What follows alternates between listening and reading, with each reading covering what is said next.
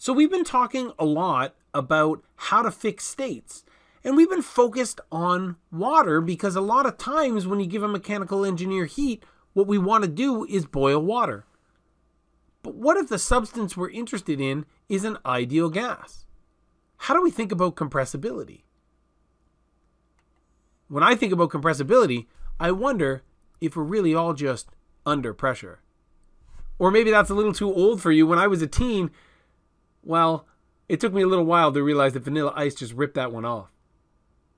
Welcome back to Thermodynamics. Today we're going to be talking about ideal gases and how we can model them in the first law.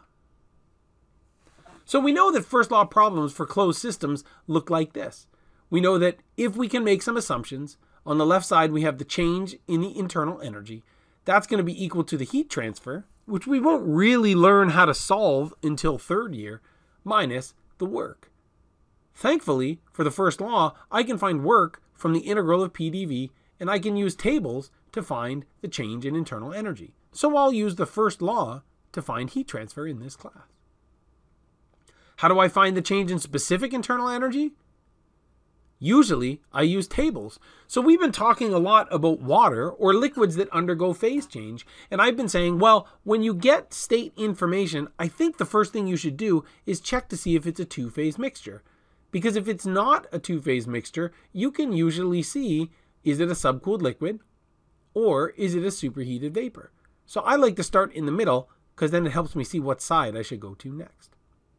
Last class, we did a problem for incompressible materials like solids and liquids, and we saw that we could use CV times delta T to get the change in the specific internal energy, or CP times delta T to get the change in specific enthalpy. So the first couple times that I taught this class, I would always tell people, oh, you remember that CV goes with delta U because the V looks like a little U. Or at least it looks a little bit like a U. Maybe you got to squint a little bit. But then I also had a student and she told me, well, you can also remember that CP goes with H because H is enthalpy. So CP goes with enthalpy. So that's how we remember which specific heat to go with which variable. And the nice thing is, if I've got solids or liquids, if I want to find the change in delta U or the change in delta H, I can take the right specific heat multiplied by delta T. But this only works for incompressible substances. So it works for liquids and it works for solids. But what do we do with gases? Because gases are compressible. If I put force on them, the molecules, they push closer and closer together and we change the density. So will I always need a table if I'm working in the superheated vapor region? Now we've been talking about superheated vapor as if it's only a property for steam. But really, for the air that we breathe, for any kind of substance, eventually you're going to get to a vapor. It's just that for water, we have to add a lot of energy. But for something like oxygen, it naturally exists here on Earth in this vapor phase, or it looks like a gas. So let's do a bit of a thought experiment. So we have a piston cylinder assembly that looks like this, and it's filled with some sort of gas. We're going to move the piston up and down, and we're going to track the pressure and the specific volume. Here, we know that the specific volume that we're going to be talking about is based on the atomic or the molecular weight. So this is, my brother's a biochemist. So when as an engineer, when I'm talking about how much stuff we have, I'm talking about mass. When my brother talks about how much stuff he has, he'll often talk about moles because it's weird to talk about kilograms of chemicals that you have in a reaction because usually he's dealing with smaller quantities. So he'll think about moles instead of mass. So we use the bar on top in this class to differentiate between the two. So we're going to repeat this experiment at different temperatures. I just like this animation here. Let me show you again. I like to see the piston go up and down. Right? So if we did this experiment, we have a gas and it's kept at different temperatures. The temperatures are constant. And as we compress our gas, then what happens is PV over T, this factor over here, changes. And it changes a little bit differently. The slope is different for every temperature here. as we increase the pressure. And it's a reversible process, or at least we follow the same line going forward and backward, right? I like this animation, so I'm going to do it more than once. Right? We need like a slide whistle there to make the noise, right? And what we see when we did this experiment was that all of these lines for the different temperatures, if we brought them all the way back to a pressure of 0, then all these lines intersect at the same point on the vertical line, PVT, PV over T. So we call this value, R bar, the universal gas constant. For all these temperatures in the same gas, the intersection on the axis is the same. The point where these curves intersect is even the same if we do different gases at different temperatures. So that's why this is called the universal gas constant, because R bar is the same no matter what gas you use, no matter what temperature you're at.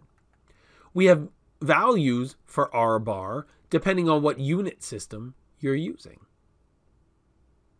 Notice that in the denominator, all of these have kilomoles or pound moles or pound moles, right? So this is usually, like I said, as engineers, when I talk about how much stuff we have, usually I'm going to be talking about grams or kilograms or things, right? Whereas a chemist might talk about how many moles of something that they have. So why do we care about this idea of the universal gas constant? So we'd like to get away from using tables, and maybe we can do that if we think about this compressibility factor, capital Z. So capital Z is PV over RT. Now here, right, if I use the bars, then what happens is this is specific volume, but it's the volume divided by how many moles you have. And then this is the universal gas constant, R bar. But in engineering, we're typically talking about mass. So when I take specific volume, I'm going to take the volume divided by the mass. And then I'm going to use R as the specific gas constant, which is just capital R, no bar on top. Now the benefit is I can use R when I'm describing how much stuff I have with mass. The downside is capital R is now a specific gas constant and not a universal gas constant. So I'll have a different value of capital R for every gas that I look at. And if we plot Z on the y-axis, so the vertical axis, the intersection becomes 1. Z is a dimensionless parameter, which means it has no units. This plot is sometimes called a compressibility chart, and it looks like this. So this is what my compressibility chart looks like. It's a graph, but it's a little bit confusing. So first we have a whole range of different gases. They're shown by different sort of pips on my graph. Now, I have on my y-axis, Z, this compressibility factor we've been talking about. On my x-axis, I have reduced pressure. So that's the pressure divided by the critical pressure for each one of these gases. Now I also have a reduced temperature, which is going to be the temperature divided by the critical temperature. Now what's really, really cool about this figure is that it doesn't matter which gas that I'm talking about, as long as I'm talking about these dimensionless parameters, Z, T sub R, and P sub R, all the data collapses, which means that I get the same curves no matter which gas I'm using. So this compressibility factor is kind of important, right? And if the compressibility factor is 1, then we're going to see that PV is equal to RT.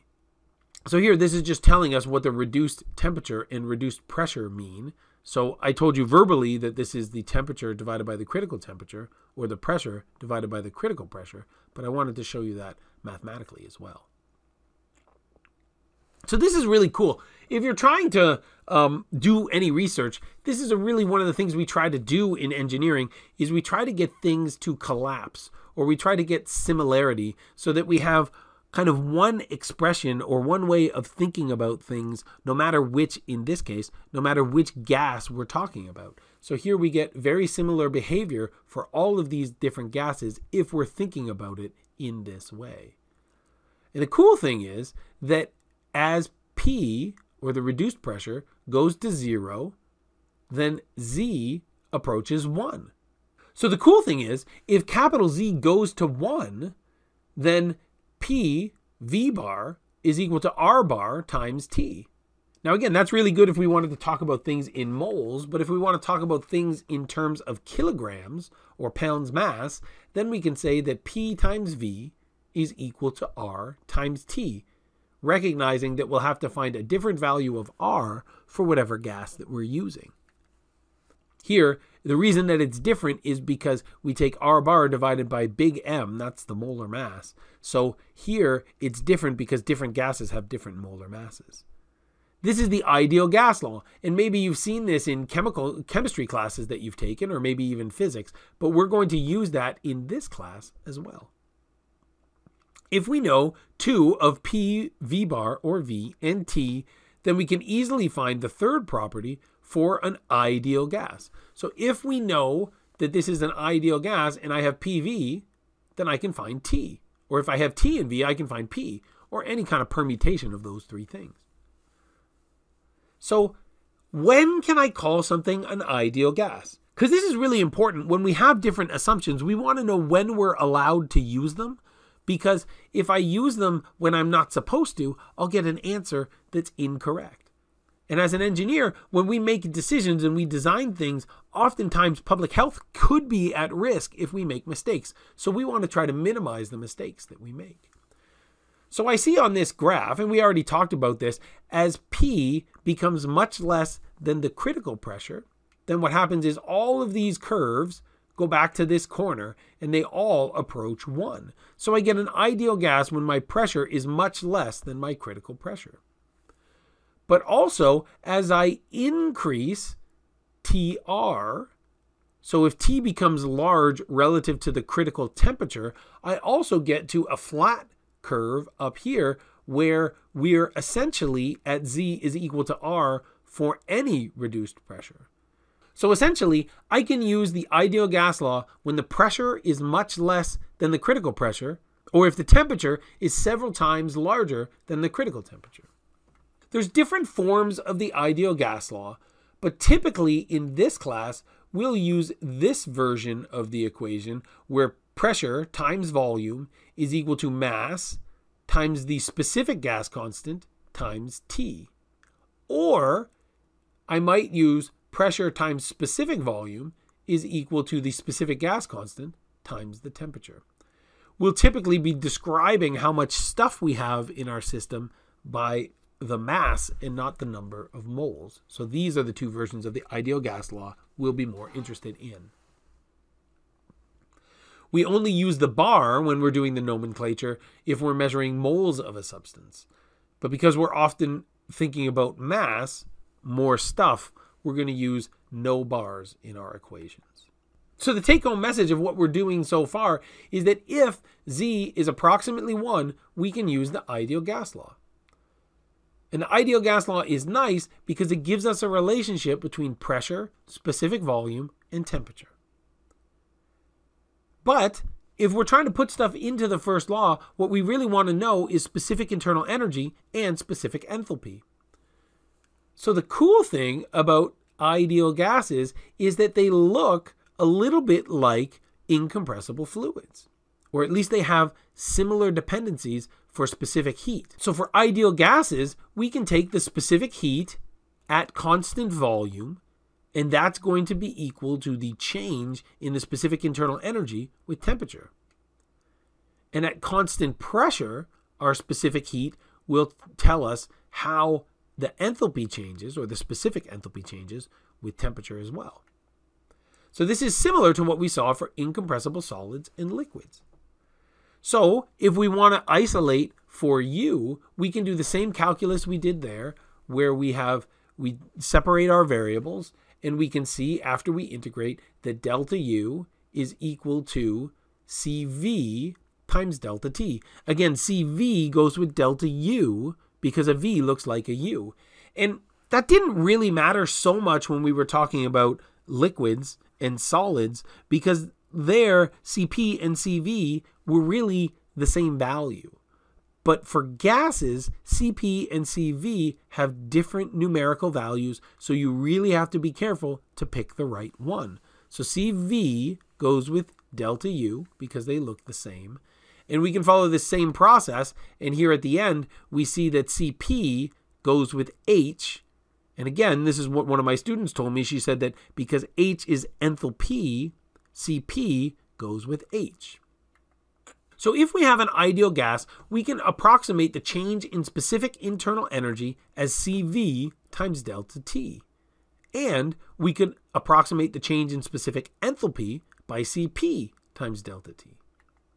So this is a bit of an aside, and the textbook maybe asks us about this in a couple problems. So we know that H is equal to U plus PV. That's the definition of enthalpy. But for ideal gases, we also know that PV is equal to the specific gas constant times T. So if we make a substitution with these two equations, we can also see that the specific enthalpy for an ideal gas is equal to the specific internal energy plus the specific gas constant times T.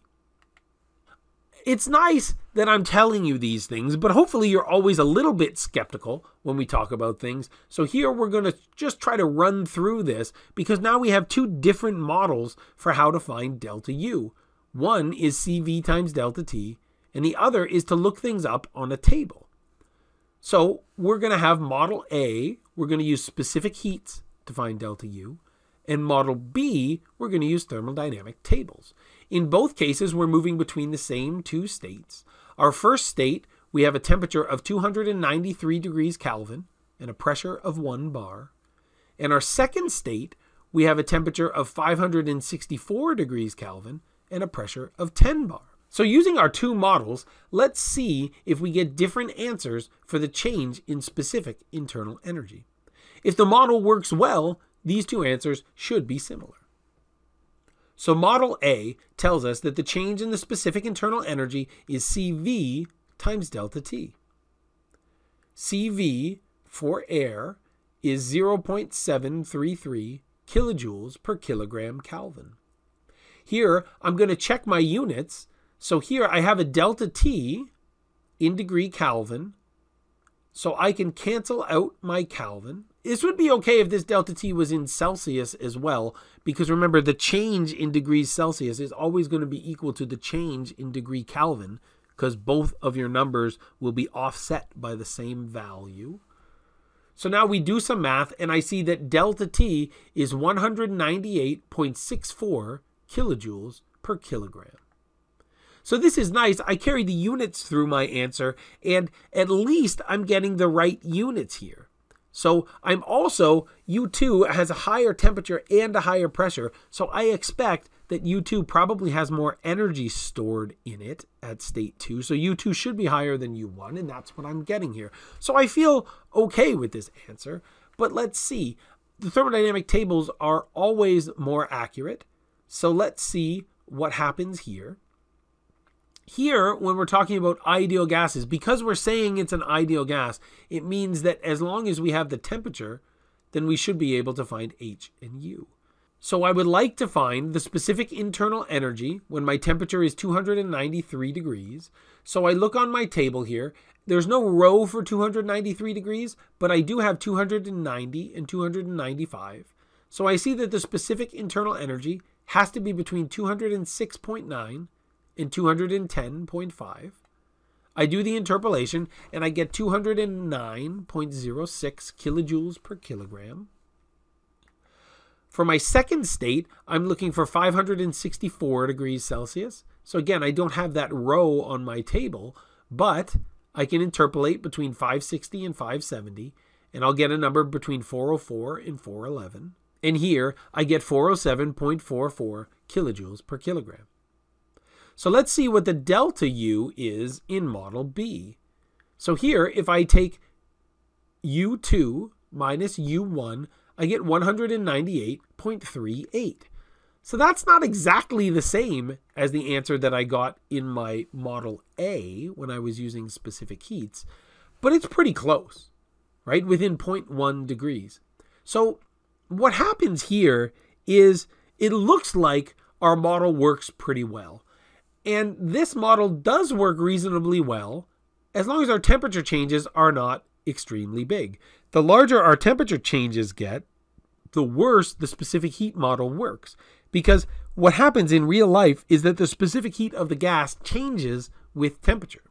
So the bigger temperature changes that you get, the less accuracy you have when you're assuming that that specific heat stays constant. But in this case, the model works pretty well. So that's all we have for today. Hopefully now we know how to deal with changes in specific internal energy for ideal gases.